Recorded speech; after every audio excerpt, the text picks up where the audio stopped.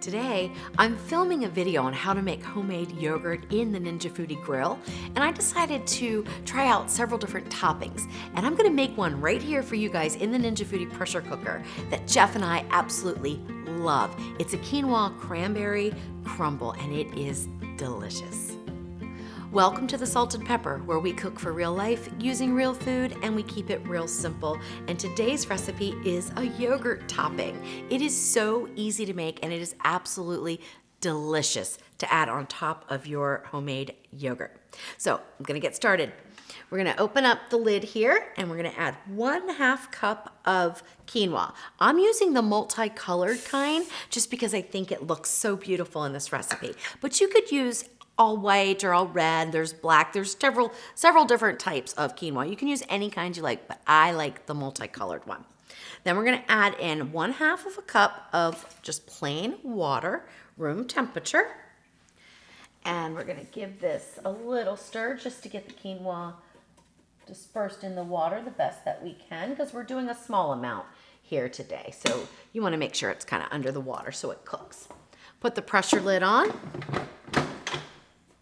Turn the Ninja Foodi on. We're gonna go to pressure high is what we want. We wanna take the time down to 1 minute. And hit the start button.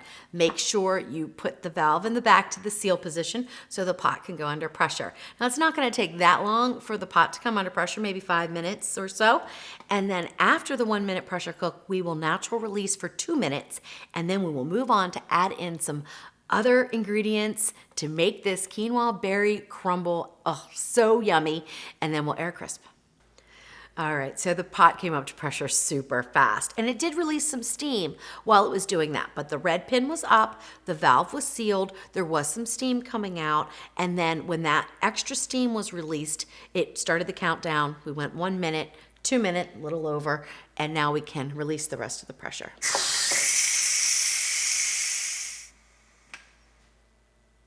All right, so the pin dropped. I can open up the lid, and we're gonna do that away from me because it is steamy, so always point the lid away from you. All right, let's take a peek here. This looks pretty good. Now, the idea with the crumble is just to get the quinoa cooked enough that it starts to sort of show its sprouts, and that is going to help when we air crisp it. So like, you couldn't just use dried quinoa. You've got to cook it first, or it would be so crunchy it would not be very good at all. Now to this, I'm going to add in 2 tablespoons of honey.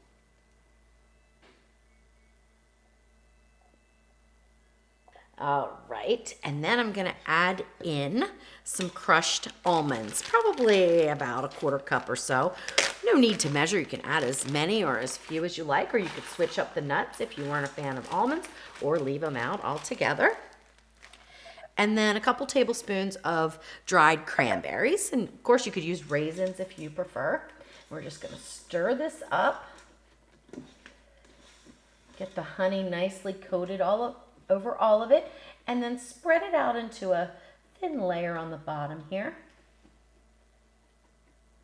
It already smells so good. Oh my gosh.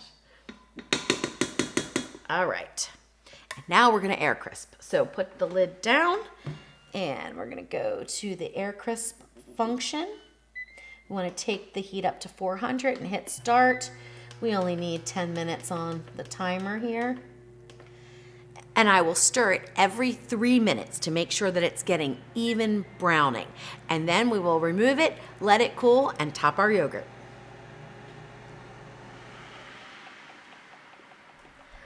All right, so what we're doing now is we are drying it up so that we can have a crunchy topping, kind of like grape nuts for our yogurt. So we want to keep doing this until it becomes nice and crunchy.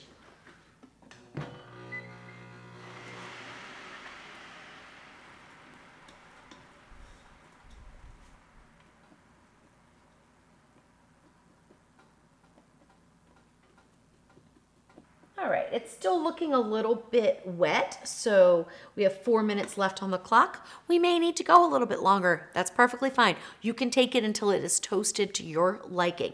Now, it will crisp up as it cools, but you don't want to take it out when it's too wet or it's not going to crisp up as well. Now let's take a peek, see if we need to go longer. It doesn't look like it. It looks like this is really, really good. It's nice and brown. Now, when you take it out to put on your parchment paper, if there's little clumps, like there's this craisin and an almond and some of the quinoa all stuck together, leave that stuck together. Those are wonderful. Spread the rest out, just so they cool evenly. And then you let it cool, and it will harden up some, and then you top your yogurt.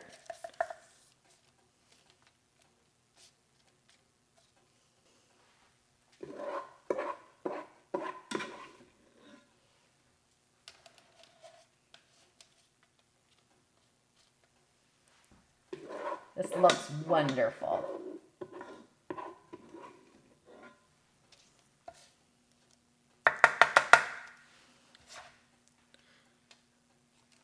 All right, so I will just let this cool for a few minutes, and then we will top our yogurt and get to tasting it. But before we do that, I know somebody's gonna ask me, can I make a double batch of this?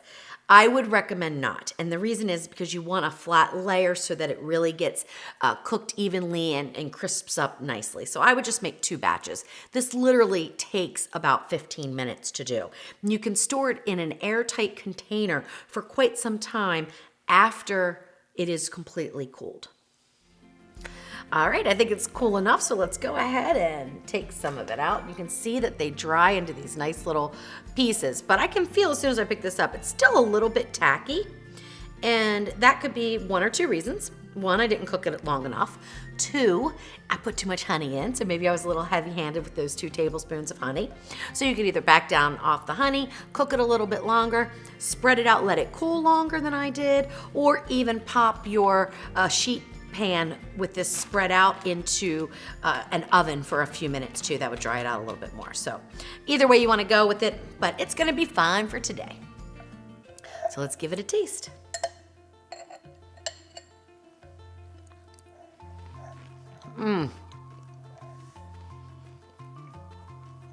So good. So it's got a crunch, a little bit of chew, sweetness that really balances well with the unsweetened yogurt. But of course, if you wanted a little more sweetness, add in some extra honey on top. Oh, this is so good.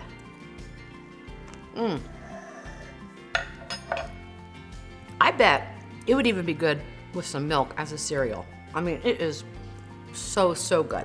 All right, guys. Well, if you want to check out the dark cherry, the coconut pineapple, and the key lime pie toppings that I'm going to use on the homemade yogurt that I made in the grill, you can check that out right over there.